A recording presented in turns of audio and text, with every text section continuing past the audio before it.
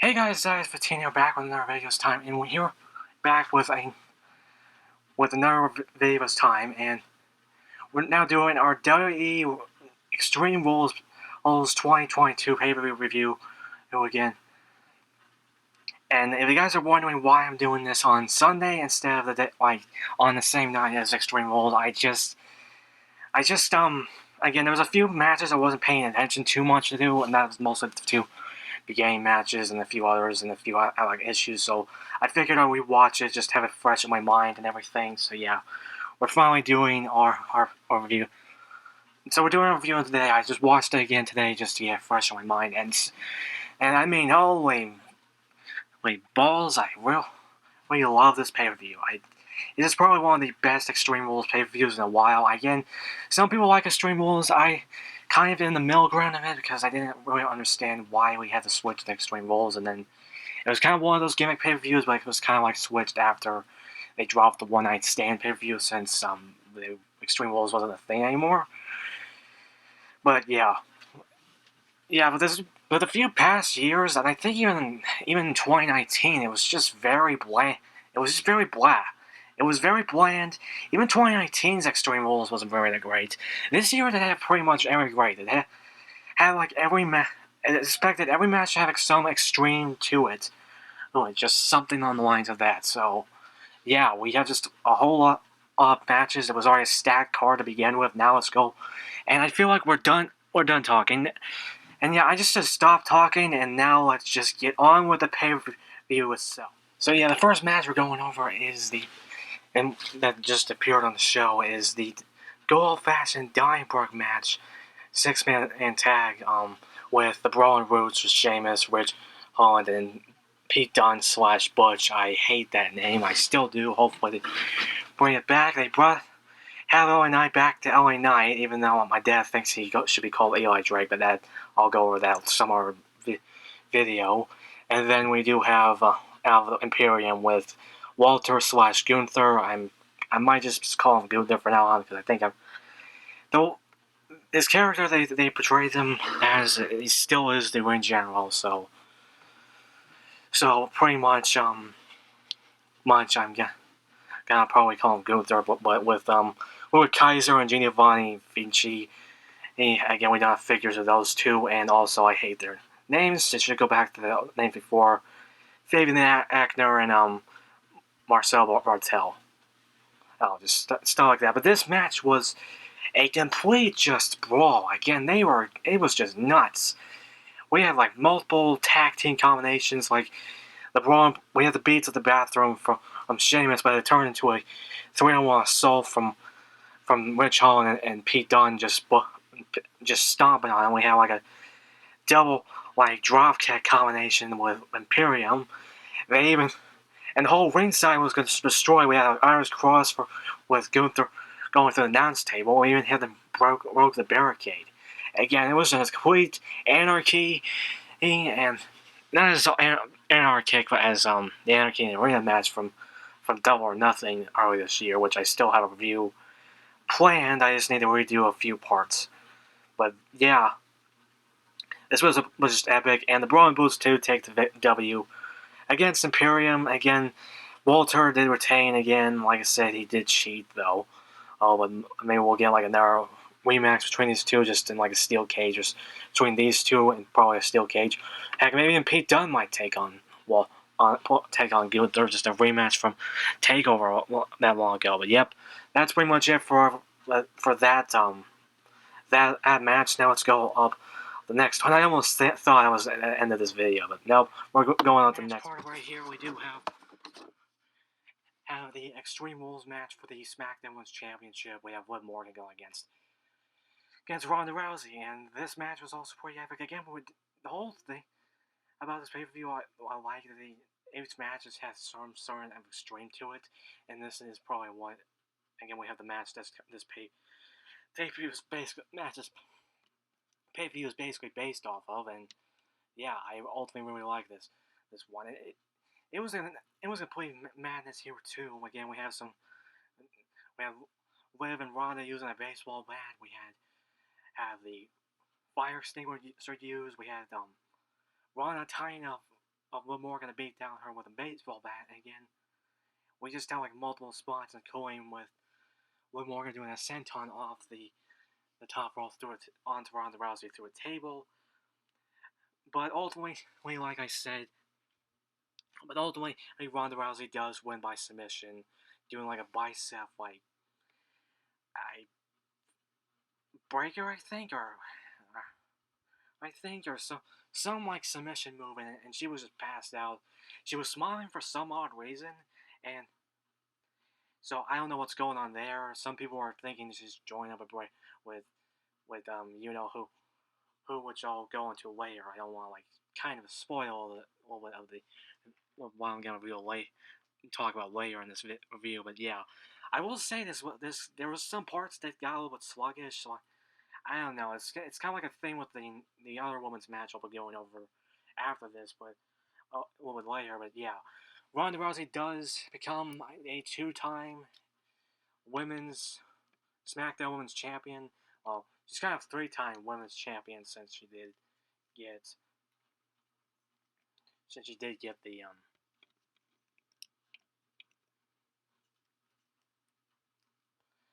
did get the Raw Women's Championship probably like I think maybe in a few times actually. Come to think of it, I don't know. But yeah, Ronda does for the win. I'm kind of okay with that. I'm just kind of like over Liv Morgan's win. It was good that she won, just to get someone else going against Ronda for a while. But I think we just need to move on to different competitors except Liv Morgan. But yeah, that's pretty much it for this match. Now let's go. Next up, we have the strap match with Drew McIntyre going against Karrion Kross, and again this match was pretty good too. Again, like I said, I can't say which one was my favorite. I don't want to sound like a broken record either, but I just really liked this match. Again, there was no problems with this match at all, and these two actually got into a brawl. Even before the match began, they said Karrion Kross, and there goes the freaking Scottish Warrior falling and then praying. And jeez, that will never get. I don't think I'll ever live that down. But you kind of see what I did there, right? And yeah, move this back so it's not hitting that poster, which I need to figure out something like get these frames. I feel like some of these posters are getting damaged a little bit. But back to review, and yeah, they were going back and forth. Karrion Kross actually refused to pull on the strap himself. And yeah, that's kind of why it didn't start. And these guys were going at it. They were hitting each other with a strap as expected. And yeah, they were just going like back and forth all over the ring, in the crowd, everywhere. And yeah, but ultimately it does end with Drew McIntyre going for a Claymore, but it ended up going for the. But Scarlett got involved again, and I was gonna expect a fireball, but nope. She used pepper spray, actual pepper spray, on Drew McIntyre, blinding him, and then we got the cross jacket. I'm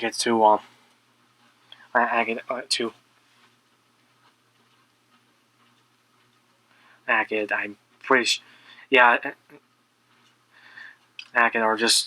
or even or just something. I thought it was gonna be a cross jacket. I thought it was cross jacket on seeing pinfall on Wikipedia. I'm kind of forgetting the end result a little bit, but so I'm sorry if I can't remember completely. It's getting muddled a little bit, but he won by pinfall. I think he might have used that Doomsday elbow, or just that kind of like elbow strike he does. That's similar to what that hidden blade to that Will Ospreay does. I think that's his other move besides the Sayo suplex and cross jacket, obviously. But so we have the next match, and sorry I did cut off for a bit, cut off too quickly. I think I had my finger on the enter key to stop the recording just to go on to the next one, and then I kind of went to it. But like I said, that the Karrion Kross and Drew McIntyre was good. That's all I'm gonna say. And then we have this match, the ladder match for the Raw Women's Championship match with Bianca Belair going against Bayley. And this match I was also looking forward to a lot. Again, the fact is, I think this is the first ladder match they ever had for the Raw Women's Championship. I think that's what they clarified as that it was used for that. I think they had one for a women's championship a few times, like I said, and like I said, but this match was pretty good. I feel like that it was sluggish here and there. Like I think they were trying to set like Bianca was going to grab a ladder and she had trouble grabbing it or something. I think these two, but the two of these took a hell of a beating. We have like Bayley doing an elbow drop onto Bianca while she was set up on a ladder between the barricade and the steel steps. She even broke the stabilizers off the ladder and then actually broke it in half after trying to slam it onto Bianca. And again, I don't completely understand why she broke the stabilizers off. I thought she was just going to break the ladder in half in some cases. I don't know. It just gave me some flashbacks to WrestleMania 26, I think, and that when Kofi used like ladders as stilts. Again, does everyone remember that? That was probably still one of the best moments of Kofi's career. But I don't know. There's just some things that I didn't completely understand. In some cases, like that. That Bayley actually broke off a piece of her knee brace, and then I thought she was going to use that hinge piece to hit Bianca, and she didn't even do that. She just went for a knee strike, and that kind of cost her a bit. But even Io Sky and Dakota Kai got involved, and Bianca did a KOD on both of them, and just hold both of them up on her shoulders and just slammed her down in the KOD. And then the final bits was just that Bianca was going to use the KOD onto Bayley while she was holding that ladder piece. And it looks like she was going to slam her onto a ladder. She had one set up if I would take this for a bit, she had it set up like this. Just set up completely like that, and she didn't even slam her on it. It just moved out, turned away, and then just moved the KOD. But then she just climbs up and grabs the championship and retains. I was very surprised. I kind of thought that Bayley was going to win this. But yeah, it's just kind of weird. I will say that. It's not disappointing. I'm kind of okay with Bianca winning, just to keep her strong, but maybe she'll lose it at Crown Jewel at Saudi Arabia. That's kind of my only kind of guess if they do have a Raw Women's Championship match at Crown Jewel. Well, I think, but again, they have women's matches over at Crown Jewel. Saudi Arabia before, just have them just covered up and everything like that, just because of what happened over there. Their culture's over there. I'm not going to go big into that because I don't know too much about it. But yeah, Bianca wins. I'm kind of okay with this, but I still think Bayley's going to win the championship sometime soon. Okay, so next up we do have the I Quit match for the... well, not for anything, but we have the I Quit match with Edge versus Finn Balor. And yeah, I was very... Again, a lot of these matches I'm very excited for because I just kind of see how they go and everything. And I Quit matches are probably one of my favorites of it. Again, it was the fact that it was just one of those brutal matches that you just have to keep being on your opponent until your opponent says I quit.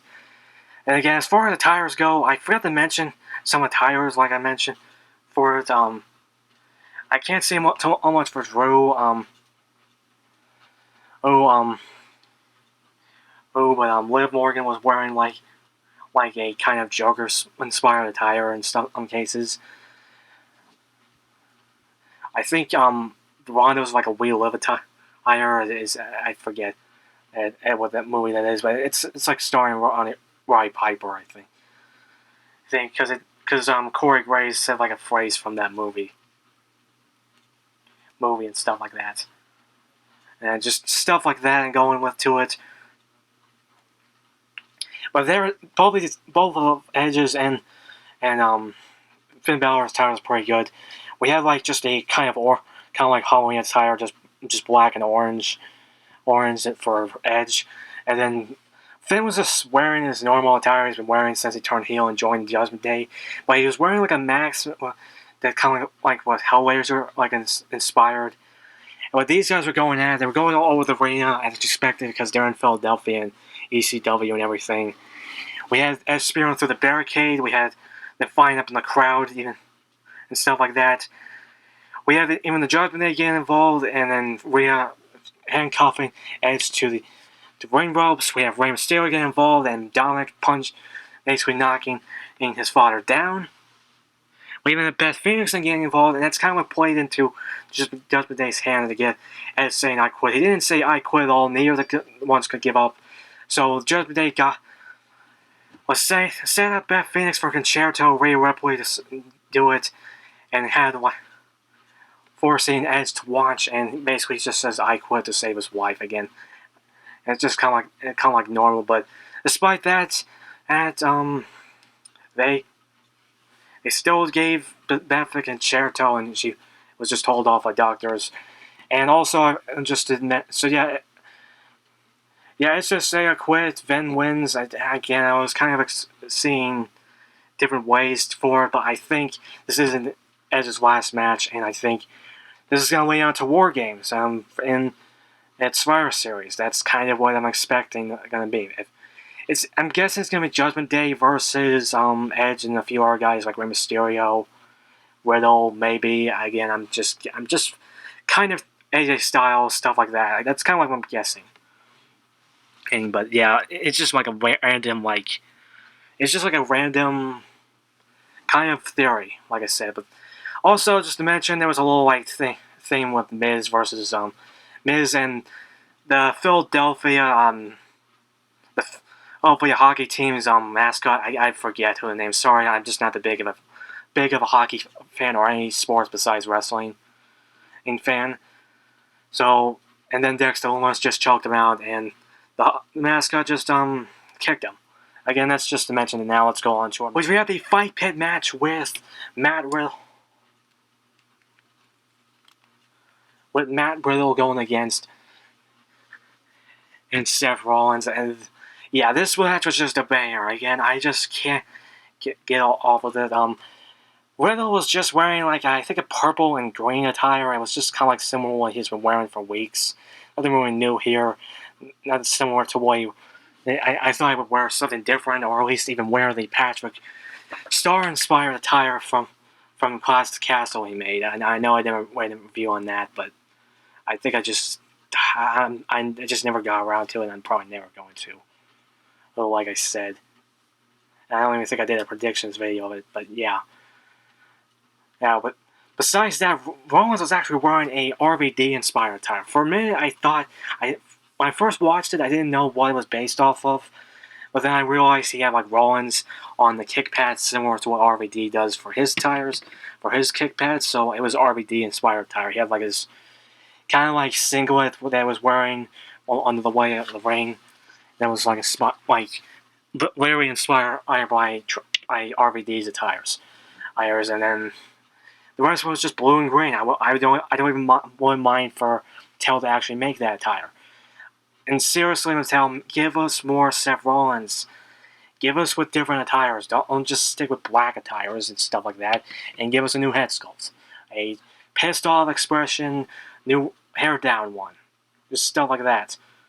Even though I wouldn't mind just having this in the ponytail, because that's why he kind of rolled with it, because he was doing RV thing, the starter thing. But we have these guys went at it hard again. And the steel cage looked completely different, and the fight pit looked completely different from what they had in NXT. But yeah, these guys were going at it, even going on the platforms. We had Riddle doing a Broton off the platform and onto Seth Rollins, but it just ended up. By the end of the matchup, Riddle had the triangle hold locked in, triangle choke locked in, and Seth did everything to get him off by slamming it into the steel cage parts, but Riddle never let go, and Seth Rollins tapped out, and that was it and they won. That match was honestly probably the best running events, but that wasn't. But yeah, you see me moving this, but that was not all. After the match was over, the lights went out, and we have the Fireflies coming out, and then that someone's saying he has the whole world in his hands, and you probably know what that means, but we had all the human forms of all the Firefly Funhouse people, well, and then like the burn Fiend's mask on the announcer's table, and then with someone in the Fiend mask, and then coming out of the door after showing the Firefly Funhouse completely just abandoned, we have the return of Bray Wyatt, and I'm pretty sure that when him coming out of that entrance was reminiscent of Mr. Broily, just having like just a tribute to his friend. It was one of his closest friends. Also, and it's not this Bray Wyatt, it's the old Bray Wyatt, which I don't have a figure of his old gimmick. This and the Fiend is the only one. I just kind of figured I'd use this since it just doesn't have a Fiend mask. He's not the Fiend. He's just Bray Wyatt. I do need to get a new Bray Wyatt though. I'm possibly gonna be getting a one of his older. I think a late '54. That's what it was, and then I'm going to be doing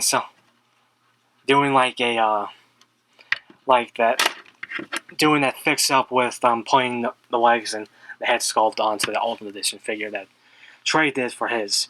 I'm definitely gonna be doing that. I just really would like just having double joint elbows. It would have the hurt heel the hurt heel gloves, but I kind of don't mind that. It just has like all the tattoos and stuff like that. But yeah, definitely gonna be doing that. But yeah, Bray Wyatt's back, and I'm just so excited to see what it will do. In this new era of WWE, and that's pretty much it for Extreme Rules. It was probably one of the best Extreme Rules and just best pay-per-views we had in a while. SummerSlam and Clash of the Castle definitely set the bar for this new era, and the same thing goes for Wars Collide and also Hell in NXT TakeOver Hell in Havoc. Again, I feel like they are going to bring back TakeOver name. Also, Braun Breaker was there in the crowd. But yeah, definitely got excited now. I'm definitely going to be getting a new Bray Wyatt figure. Hopefully, Mattel will make a Bray Wyatt, maybe an Ultimate Edition. Maybe a ringside exclusive Ultimate Edition. Would you guys like to see that Mattel make that? Of his return and everything. And stuff like that. He didn't include that mask. That looks like... Also, that I do recognize that mask. It does look a little bit similar to that movie, The Black Phone. But yeah, that's pretty much it for a review for Extreme Rules 2022. Like I said, I really do like this pay-per-view. It's one of the best in a while. And the best Extreme Rules in a long while. I just feel like a couple of years has been kind of just blah. Again, you guys have to agree with me with that. It's been a little bit kind of bland. And like I said, you have to agree with me there. But that's like I said. Remember to like this video, comment down below what you guys think is pay-per-view. Do you love it? Do you have some issues with it? Do you agree that the women's matches are a bit sluggish here and there? Do you have issues with some of the other matches? Do you love that Bray Wyatt return? And do you think they should give us a new figure of him very soon, Ultimate Edition, with all his tattoos and stuff? I don't know, or at least just something. I don't know, just something. Even though late, it's just with his return gear. I don't know what gear he would possibly wear, but yeah, just a new Bray Wyatt we would really like, or just release it with that greatest hits line with maybe the Elite 54 with double joint elbows and everything. Just stuff like that going down below. Just comment down below and decide. Subscribe, tap the bell. More videos coming soon. I'm either gonna be doing the Marvel Legends Iron Spire figure review, or I'm going to be doing the Ultimate Edition Brock Lesnar, which I actually might review that today also. But that's pretty much it. And this is size 15, Golden Wire kicking.